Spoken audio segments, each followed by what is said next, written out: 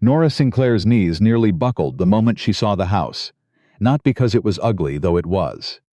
Not because the porch sagged in the middle like a broken spine, or because the yard was more mud than grass, or because the nearest neighbor was a smudge on the horizon 3 miles east. No. Her knees nearly buckled because this was it. This was the rest of her life, and she had chosen it. If you're listening from anywhere in this world, drop a comment telling me where you are. I want to see how far this story reaches. And if you haven't subscribed yet, go ahead and hit that button now, because you're going to want to follow this one to the very end. The truck that brought her from the bus station in Cody was already pulling away, kicking gravel against her one suitcase. She didn't wave. The driver hadn't said a word to her in 40 minutes, and she preferred it that way. Silence was safer than conversation. Conversation meant questions. Questions meant lies, and Nora was tired of lying. The front door opened. A man stepped out, tall, too thin, with the kind of sunburn that came from forgetting to care about yourself. Jonah Mercer, her husband, technically. 3 days married on paper. Never met in person until this exact second. He stopped on the top step, and she watched his face do something complicated. Surprise first, then confusion, then something close to fear. "You're Nora." His voice was rougher than it sounded on the phone. Deeper, like he'd swallowed gravel and never bothered coughing it up. "That's me." She picked up her suitcase. "You going to invite me in, or should I set up camp in the yard?" He blinked. "Right, yeah, sorry. Come in." The inside was worse than the outside, which she hadn't thought possible. Dishes piled in the sink, dust on every surface, curtains so faded they looked like they'd given up on color entirely. A calendar on the wall was still turned to March. It was September. Nora set her suitcase by the door and took it all in without saying a word. Jonah stood behind her, hands shoved in his pockets, radiating the particular misery of a man who knows his house is a disaster and can't remember how it got this way. "It's not usually this bad," he said. She turned to look at him. "Yes, it is." Something flickered across his face. Maybe embarrassment. Maybe relief that she wasn't going to pretend. Fair enough. He rubbed the back of his neck. "The bedroom's down the hall. I figured you'd want your own space, so I cleared out the I'll take whatever's there."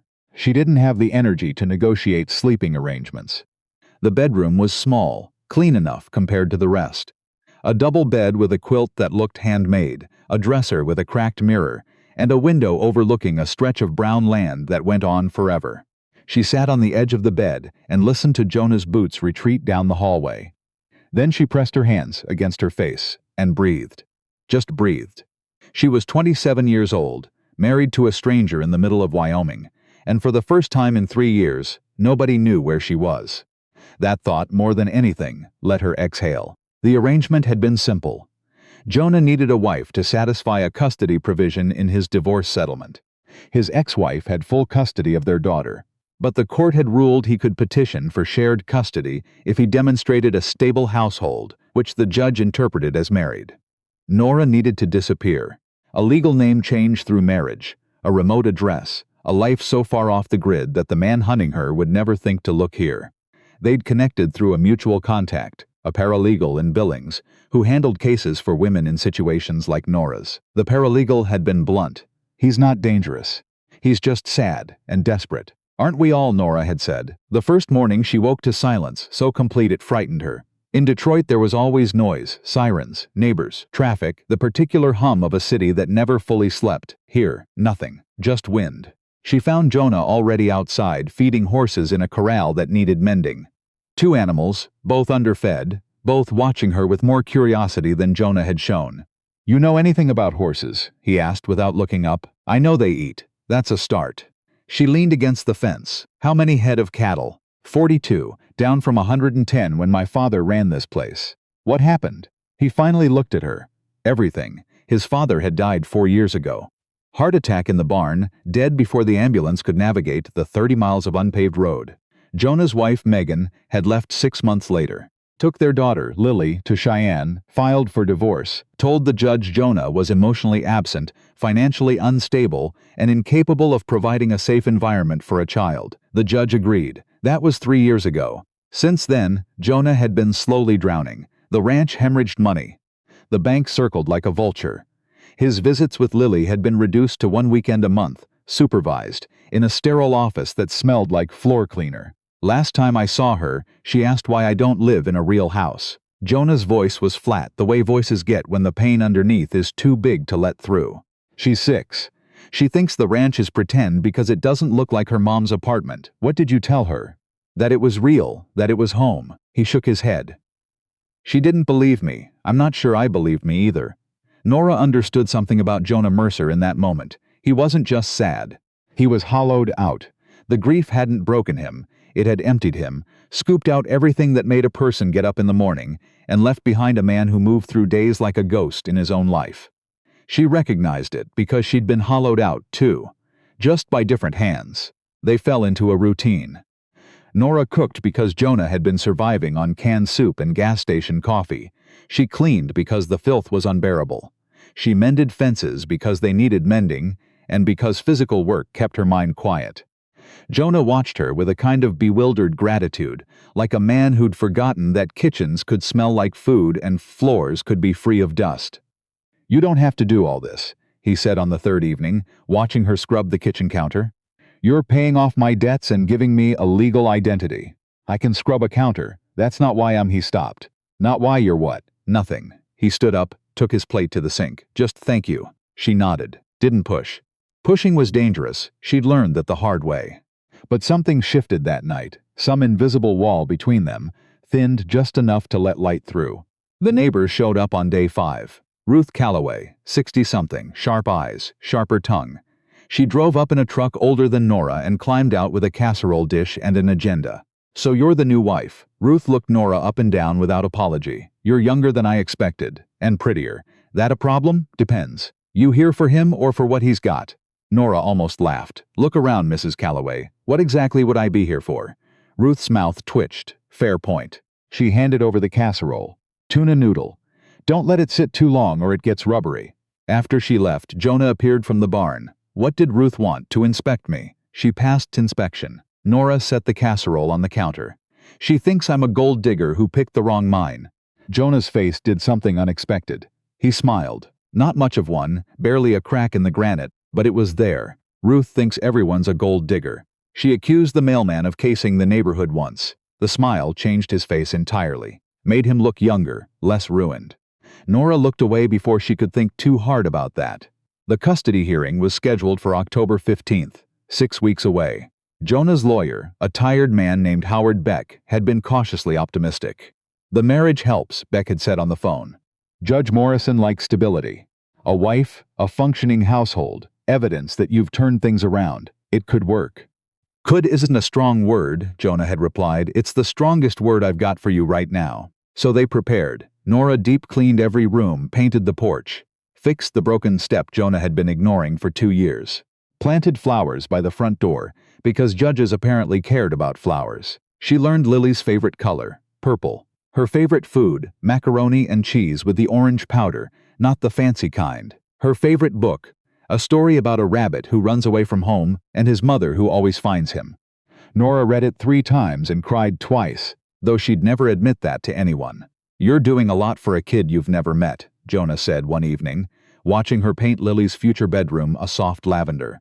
"She deserves a room that feels like someone cared." Something in his expression cracked. "You know, Megan said I didn't care enough, that I was too wrapped up in the ranch, too stuck in my own head. She was probably right." Nora set down the brush. "Were you?" "Yeah." He leaned against the doorframe. "After my dad died, I just shut down. Couldn't feel anything, couldn't connect. Megan tried for 6 months to reach me. I wasn't there. Even when I was standing right in front of her, I wasn't there." "And Lily?" "Lily was 3 when Megan left. She probably doesn't even remember living here." He looked at the lavender walls. "But I remember everything. The way she laughed at the horses. The way she'd fall asleep on my chest while I watched the sunset. The way she said Daddy like it was the most important word in the world." His voice broke. "I want her to say it like that again. She will." Nora said it with more certainty than she felt, because Jonah Mercer needed certainty the way drought-cracked earth needed rain. On the morning of day 12, Nora drove into town alone. Jonah needed feed, and she needed distance. Not from him exactly, but from the growing awareness that she was starting to care about this man, and this place in ways the arrangement hadn't accounted for. Ridgewater was a town of 800 people with 1 grocery store, 1 diner, 1 bar, and enough gossip to fuel a city of 8 million. Nora felt eyes on her the moment she stepped of Jonah's truck. At the feed store, the owner, a man named Dale Hubbard, squinted at her. "You're Mercer's new wife. Word travels fast. Not much else to do around here." He rang up her order slowly, studying her. "Where you from?" "East." "East where? Does it matter?" Dale shrugged. "Just making conversation. People around here like to know who their neighbors are." Nora paid in cash and loaded the truck without help. She was backing out of the lot when a woman stepped in front of the truck, forcing her to brake hard. The woman was blonde, polished, furious. She rapped on the driver's window. Nora rolled it down. "You're her." The woman's voice was tight. "The one Jonah married. You must be Megan. Don't you dare say my name like we're friends." Megan leaned closer. "I don't know what game you're playing, but it won't work. That judge isn't going to hand my daughter over to some stranger Jonah picked up off the internet. Your daughter has a father who loves her. That's not what this is about, and you know it." Megan's eyes narrowed. "He couldn't take care of a goldfish, let alone a child, and marrying some random woman doesn't change that." "Maybe not." Nora kept her voice level, though her heart was hammering. "But it changes the fact that he's trying, which is more than you're giving him credit for." Megan stepped back like she'd been slapped. "You don't know anything about our family." "You're right. But I know what it looks like when a man is fighting for his kid, and I know what it looks like when someone is trying to stop him." Megan's face went red. She opened her mouth, closed it, turned on her heel, and walked away. Nora sat in the truck for 5 minutes, gripping the steering wheel until her knuckles went white. When she got home, Jonah was waiting on the porch. "You met Megan," Ruth called. "Said there was a scene at the feed store." Nora climbed out. "Not a scene, a conversation. She doesn't want me near Lily. I know." She paused. "Jonah, she's scared. She might be angry, but underneath that, she's scared of losing her daughter." "She's not losing her daughter. She's sharing her." Nora looked at him. "Not everyone sees it that way. Not everyone grew up learning that sharing was safe." He studied her face for a long moment. "You're not just talking about Megan, are you?" She picked up the feed bags. "Help me with these." He did, and he didn't ask again, which she was grateful for, because the answer to his question involved a man in Detroit named Vincent Lazaro, and Nora wasn't ready to open that door. Not yet. Maybe not ever. 2 weeks in, the ranch started to look different. Not transformed, that would take years and money they didn't have, but alive. The horses gained weight. The fences stood straight. The house smelled like coffee and bread instead of dust and regret. Jonah started talking more. Small things at first, about the ranch, about his father, about Lily. Then bigger things, about the guilt he carried for not being enough, about the shame of needing a stranger to save his family, about the fear that even if the judge granted custody, he wouldn't know how to be a father again. "You will," Nora told him, "because you're already thinking about it. That's more than most people do." "How do you know?" "Because my father never thought about it once. Not one single time. And it shows." The confession slipped out before she could catch it. Jonah's eyes softened. "Nora, I don't want to talk about it." "Okay. But if you ever do, I'm here." She nodded, throat tight. On day 20, Jonah came in from the barn with a strange expression. "Someone's been asking about you." "What?" "Dale at the feed store said a man came in yesterday. Well-dressed, didn't fit the town. Showed Dale a photograph, asked if he'd seen the woman in it." Nora's blood turned to ice. "What did Dale say?" "Told him he didn't recognize the photo. But Dale's a terrible liar, and the man didn't look like he believed him." Nora sat down slowly. Her hands were shaking. She pressed them flat against the table to make them stop. "Who is he, Nora?" "Someone I ran from." Her voice came out thin, stripped of everything. "Someone who doesn't accept no for an answer," she told him. "Not everything, but enough." Vincent Lazaro, successful, connected, charming in public, and something else entirely behind closed doors. They'd dated for a year. The first 6 months had been intoxicating. The last 6 had been a slow, methodical destruction of everything she was. He controlled what she wore, who she spoke to, where she went. When she tried to leave, he told her calmly that she wouldn't make it to the state line. When she left anyway, he found her in 2 days, brought her back, apologized. Bought her jewelry. Then put a tracking app on her phone and deadbolts on the doors that locked from the outside. The second time she ran, it took her 3 months of planning. A shelter worker named Diana who smuggled her a burner phone, and a paralegal in Billings who specialized in cases like hers. New name, new state, new life. "And if he finds me here?" Jonah asked. "He won't just ask nicely to have me back, nor just throw her flat on the table. He'll destroy whatever's in his way, including you, including Lily's custody case, including everything we've built. Then we make sure he doesn't find you. How? I don't know yet. But I'm not letting some man tear apart what we're building, not when we've come this far." She looked at him. "You don't owe me that. You're my wife. Whether this started as an arrangement or not, you're my wife, and I don't let people I care about face things alone." The word care landed between them like a stone in still water, sending ripples in every direction. Neither of them acknowledged it, but neither of them pretended it hadn't happened. 3 days later, the man came to the ranch. A black SUV crawled up the drive at sunset. Nora saw it from the kitchen window and went absolutely still. Jonah was beside her in seconds. "That him? No," she squinted. "I don't know that car." The man who stepped out was mid-40s, expensive overcoat, leather shoes that would be ruined by the mud. He smiled the kind his never reached the eyes. "Mr. Mercer? I'm Russell Briggs. I represent Pinnarock Holdings. We're interested in acquiring properties in this region." "Not interested," Jonah said from the porch. "You haven't heard the offer. Don't need to. This land isn't for sale." Briggs nodded, unfazed. "I understand the sentimental attachment. But I've reviewed your financials. The bank is considering foreclosure. Your custody case is pending. You're in a precarious position, Mr. Mercer. A fresh start might be exactly what your family needs. My family is right here, on this land." Briggs looked past Jonah to where Nora stood in the doorway. "And your wife? Is she from around here?" The question had teeth. Nora felt them. "She's from wherever she wants to be from," Jonah said. "That's none of your business, of course. Just being friendly."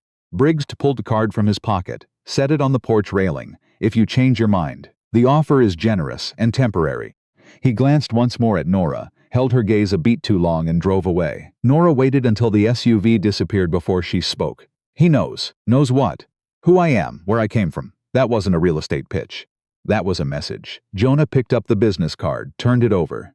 There was a phone number on the back, handwritten, and beneath it, a single line. "Vincent says hello." Nora sat down on the porch step because her legs wouldn't hold her anymore. He found me, and he's using a corporate front to pressure you into giving me up. Over my dead body. Don't say that." She looked up at him. "Men like Vincent take that literally, then let him come.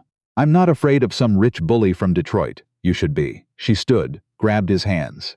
"Jonah, listen to me. Vincent doesn't fight fair. He doesn't show up with fists. He shows up with lawyers and money and people who owe him favors. He'll destroy the custody case. He'll call Megan, tell her you married a woman with a restraining order history, make me look dangerous, make you look reckless. By the time you realize what's happening, Lily will be gone for good. Then what do? We don't run." She said it to herself as much as to him.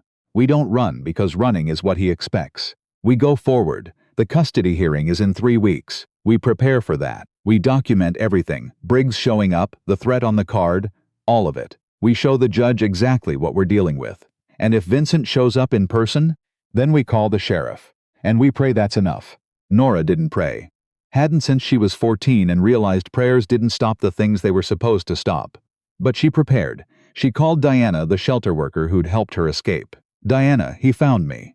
I was afraid of this." Diana's voice was calm, practiced. "Do you have documentation?" "Everything from Detroit. The hospital records, the police reports they refused to file, the photos. It's all in a storage unit in Billings under my old name. Get it. All of it. Bring it to your lawyer. If Vincent tries to interfere with your custody case, you need that paper trail." "And Diana?" "There's something else." The shelter had been building a case against Vincent for months. Other women had come forward. A pattern of abuse, intimidation, financial control, and something darker, something that connected Vincent to a network that moved vulnerable women across state lines under the guise of employment agencies. "We've been working with federal investigators," Diana said carefully. "Vincent doesn't know how close they are.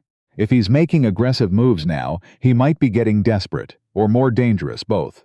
Be careful, Nora. Don't confront him directly. Let the system work. The system let me down for 3 years, I know, but this time might be different."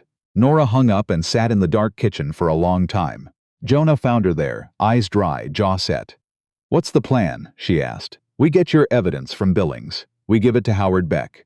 We go into that custody hearing with everything we've got, and we don't let anyone, not Megan, not Vincent, not some corporate puppet, take this away from us." Nora nodded slowly. And then she did something she hadn't done since arriving. She reached across the table and took his hand. "Thank you." "For what?" "For not running." She almost smiled. "That's supposed to be my line." They drove to Billings the next day. The storage unit was untouched, everything exactly where she'd left it. 3 folders thick with documentation. Hospital intake forms from the night Vincent had shoved her into a glass coffee table. Photos of bruises she'd taken in bathroom mirrors at 4 in the morning. Emails she'd screenshot before he wiped her phone. Text messages that started with "I love you" and ended with "You'll never leave me." Jonah read none of it. He carried the boxes to the truck, loaded them in silence, and when Nora climbed into the passenger seat with tears streaming down her face, he handed her a napkin from the glove compartment and said nothing. Sometimes nothing was exactly the right thing to say. Howard Beck reviewed everything with the grim focus of a man who'd seen bad things and still hadn't gotten used to them. "This changes the picture," he said. "If we can show the judge that your marriage to Jonah isn't just an arrangement but also a protective measure, a woman fleeing domestic violence, finding safety and stability, that's compelling." "It's also true," Nora said. Beck looked at her over his glasses. "I know. That's why it'll work." The custody hearing arrived on a Tuesday morning, sharp with October cold. Nora wore a blue dress she'd bought in Cody with money she didn't really have. Jonah wore a suit that pulled across his shoulders from ranch work. They sat side by side in the courtroom, and when the judge entered, Nora reached under the table and squeezed Jonah's hand. He squeezed back. Megan was there with her lawyer, a sleek woman from Cheyenne who radiated confidence. Megan looked at Nora once, then looked away. The hearing lasted 4 hours. Howard Beck presented the improvements to the ranch, the stable household, the prepared bedroom for Lily, the community support. He presented Nora's background carefully, framing her as a survivor who brought strength and stability to the home. Megan's lawyer pushed hard. The marriage was recent, she argued. Barely 6 weeks old. How could the court trust that this was a genuine partnership and not a legal maneuver? Nora was called to testify. She sat in the witness chair and felt every eye in the room. "Mrs. Mercer," Megan's lawyer began, "how long have you known your husband? In total?" "About 2.5 months. "And you married him after how long?" 3 weeks of correspondence. "So you married a man you'd known for 3 weeks. Why? Because I needed to be safe. And he needed help. And sometimes 2 people who are both falling apart can hold each other up. That's a nice sentiment. But this court is concerned with a child's welfare. How can you assure us that this marriage is stable?" Nora took a breath. "I can't promise you it'll last 50 years. Nobody can promise that. But I can tell you that I painted a bedroom lavender because his daughter's favorite color is purple. I can tell you her favorite book is about a rabbit who runs away, and his mother always finds him. I can tell you that Jonah Mercer is the first person in my life who looked at me and saw someone worth protecting, not someone to control." She paused. "That little girl deserves to know her father. And her father deserves the chance to show her who he really is." The courtroom was very quiet. Judge Morrison studied Nora for a long moment. Then she turned to Jonah. "Mr. Mercer's changed." "Everything, Your Honor." He sat forward. 3 months ago, I was a man living in a house full of dust and self-pity. I'd given up. On the ranch, on myself, on ever being a father to Lily again. Then Nora came and she didn't fix things for me. She made me see that they were worth fixing, that I was worth fixing." His voice cracked. "I'm not asking for full custody. I know Lily has a life with her mother. I'm asking for the chance to be part of it. To give her a home she can come to, a room with purple walls, a father who shows up. Not the broken version of me, the rebuilt one." The judge asked Megan to speak. Megan surprised everyone. "He was gone," she said, her voice tight with old pain. "After his father died, he disappeared inside himself. I couldn't reach him. Lily couldn't reach him. I left because staying was killing all 3 of us." She wiped her eyes. "But I see what he's done. The ranch, the house. I drove by last week. It looks like it did when his father was alive. And she looked at Nora. She's good for him. I can see that, even if I don't want to admit it." The judge ruled in Jonah's favor, shared custody, alternating weeks, starting November 1st. Jonah didn't move for 10 seconds after the ruling, just sat there, hands flat on the table, staring at nothing. Nora touched his shoulder. "Jonah." He looked at her with eyes full of water. "She's coming home." "Yeah, she's coming home." He pulled Nora into a hug right there in the courtroom, and she let herself be held by this man who'd started as a transaction and become something she didn't have a word for yet. Outside, the air was cold and clean. Jonah leaned against the truck and let out a breath that seemed to carry 3 years of weight with it. I don't know how to thank you. Don't thank me. Just be the father Lily deserves." He looked at her. "And what about us? What about us? Are we still an arrangement?" Nora held his gaze. "I haven't felt like an arrangement in weeks. Neither have I. Then maybe we stop calling it that." She managed a smile. "Maybe we just call it what it is. I don't know yet. But I want to find out." He kissed her. Soft, careful, like he was asking a question with his mouth instead of his words. She answered by not pulling away. They drove home to find Ruth Calloway on their porch with another casserole and news that traveled faster than they did. "Heard you won, the whole town's talking about it. Good things, I hope." "Mostly." Ruth set down the dish. "Though Dale Hubbard says he doesn't trust anyone who moves that fast." "Dale Hubbard doesn't trust his own shadow," Jonas said. Ruth looked at Nora with something approaching warmth. "You did good, honey. That girl needs her daddy, and he needs someone to keep him from falling apart." "Don't look at me like I'm a savior," Nora said. "I'm just someone who's good at cleaning and bad at giving up." Ruth laughed. "That's the same thing out here." The peace lasted 9 days. On the 10th, Nora came home from the feed store to find a man sitting on her porch. Not Briggs. Someone she recognized at a molecular level, the way the body recognizes danger before the brain catches up. Vincent Lazaro stood when he saw her. He looked exactly the same. Dark hair, tailored coat, the smile that charmed everyone who didn't know what lived behind it. "Hello, Nora." She stopped 15 feet from the porch. Her keys were in her hand. She positioned them between her fingers without thinking, a habit from years of walking to her car in the dark. "You shouldn't be here, and yet here I am." "You've been busy. New name, new state, new husband. I'm impressed. You always were resourceful. What do you want?" "You know what I want." His smile didn't change, but his eyes did. "I want you to come home. This is my home." "This?" He looked around with theatrical disgust. A falling-apart ranch in the middle of nowhere, with a man who can barely keep the lights on. "This isn't a home, Nora. This is a hiding place. I'm not hiding anymore."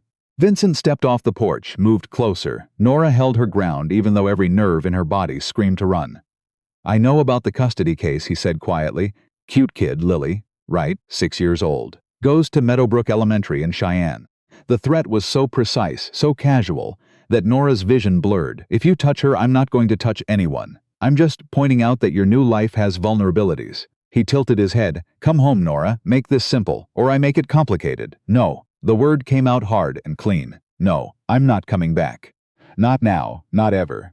Vincent's smile finally cracked. "You don't get to say no to me. I just did." Tires on gravel. Jonah's truck coming fast up the drive. He must have seen Vincent's car from the road. He was out of the truck before it fully stopped, moving toward them with a focus that Nora had never seen in him before. "Get away from her." Jonah's voice was quiet, which was somehow more frightening than shouting, "Ah, the husband." Vincent turned, pleasant and poisonous. "We were just talking. We're done talking." Jonah positioned himself between Nora and Vincent. "Leave, now. Or what? You'll call the sheriff?" "I already did." He held up his phone. 12 minutes out. "And I've got 3 neighbors who watched you pull up. In a town this small, people notice strange car. Your move." Vincent looked between them, calculated, then laughed softly. "Enjoy your little ranch, Nora. Enjoy playing house with your cowboy." He walked to his car, paused. "But remember, I don't lose. Not in business, not in love, not ever. I've already given everything I have to the FBI, Nora." Her voice shook, but the words were clear. "Every email, every photo, every document. If anything happens to me or my family, it goes public. Everything. Including what Diana's shelter has been building for the past 2 years." The name Diana hit Vincent like a physical thing. His composure cracked, just for a second. Then he recovered, smoothed his coat, and got in the car. "This isn't over." "It was over 3 years ago," Nora said. "You just didn't notice." He drove away. Nora lasted until the taillights disappeared. Then her legs gave out. Jonah caught her, held her on the gravel driveway while she shook. He didn't say it's okay because it wasn't okay. He just held on. The sheriff arrived, took a report, looked uncomfortable. "Can't do much without a direct threat on record," he said. "But I'll increase patrols, and if he shows up again, you call me immediately." After the sheriff left, Nora and Jonah sat on the porch in the dark. "I should leave," Nora said, "before he hurts Lily, before he destroys the custody arrangement, before he know. You're not running. This is different. This is the same thing you've always done. You get scared, you run. But running didn't save you last time, and it won't save you now. Then what will? Fighting. Together. The way we've been doing since you got here." She looked at him, this man who'd been hollowed out by grief, and was somehow refilling himself with courage she didn't know he had. "I'm scared, Jonah." "Good. Scared means you care. Means you've got something worth protecting." He took her hand. "We've got something worth protecting." Diana called the next morning. The FBI moved on Vincent Lazaro's network overnight, multiple arrests across 3 states. A warrant issued for Vincent himself. "He's running," Diana said. "They'll find him, but right now he's in the wind." "What does that mean for us?" "It means he's too busy saving himself to come after you. It also means he's desperate, and desperate men do desperate things. Be careful. Stay close to people you trust." 3 days of silence. Nora barely slept, jumping at every sound. Jonah took turns staying awake, watching the driveway. Ruth Calloway brought groceries without being asked. Dale Hubbard dropped off extra padlocks for the barn doors. Even Megan called, her voice stiff but genuine. "I heard what Lily's safe," Nora told her. "I promise. I'll hold you to that." Megan paused. "And Nora? Be safe yourself." The arrest came on a Friday. Diana called at noon, crying. They got him. Border Patrol, trying to cross into Canada with a bag full of cash and a laptop full of evidence he was too stupid to destroy. Nora sat on the kitchen floor and sobbed.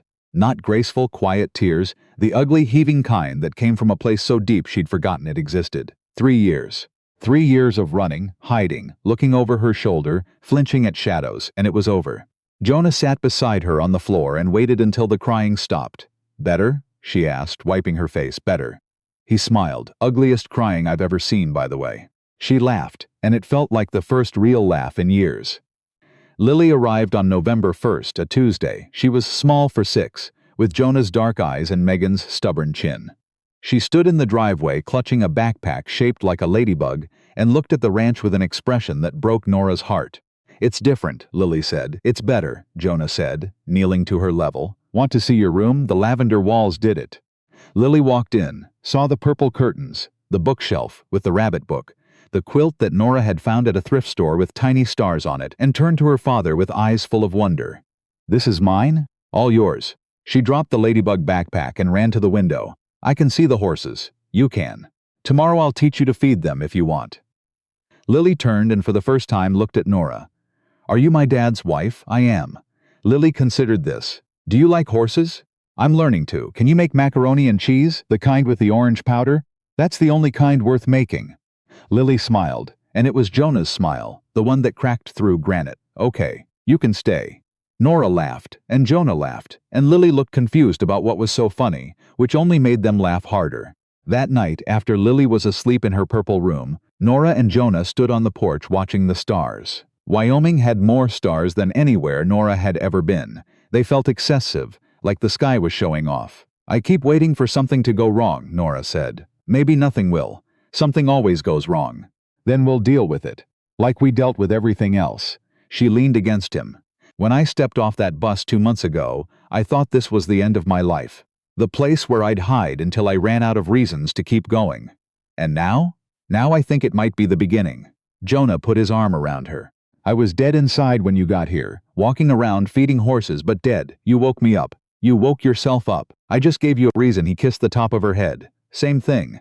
From inside, a small voice called out, "Daddy, I need water. Coming, baby."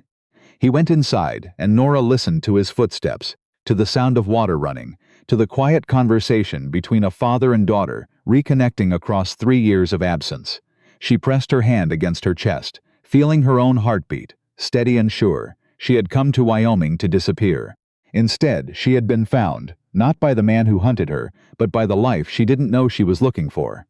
A husband who saw her as a person, a child who accepted her with the simple logic of a 6-year-old. A community that closed ranks around its own. A home that smelled like coffee and lavender paint, and something she was only now learning to call love. Jonah came back to the porch. "She's asking for the rabbit book." "Of course she is." Nora pushed off the railing. "I'll read it to her." "You don't have to. I want to." She paused in the doorway. "Jonah? Yeah? I'm not running anymore. I know. No, I mean I'm never running again. This is it. This ranch, this family, this life. I'm choosing it. All of it." He looked at her, and in his eyes, she saw everything she'd been afraid to want. Stability, partnership, love real and imperfect, and built on the wreckage of 2 broken lives that somehow fit together. "Then we better get to work," he said. "Because Lily wants macaroni and cheese for breakfast, and I have no idea how to tell a 6-year-old no." Nora laughed, went inside, and sat on the edge of a lavender bed next to a girl who was not hers by blood but was becoming hers in every other way. She opened the book about the rabbit who ran away, and she read.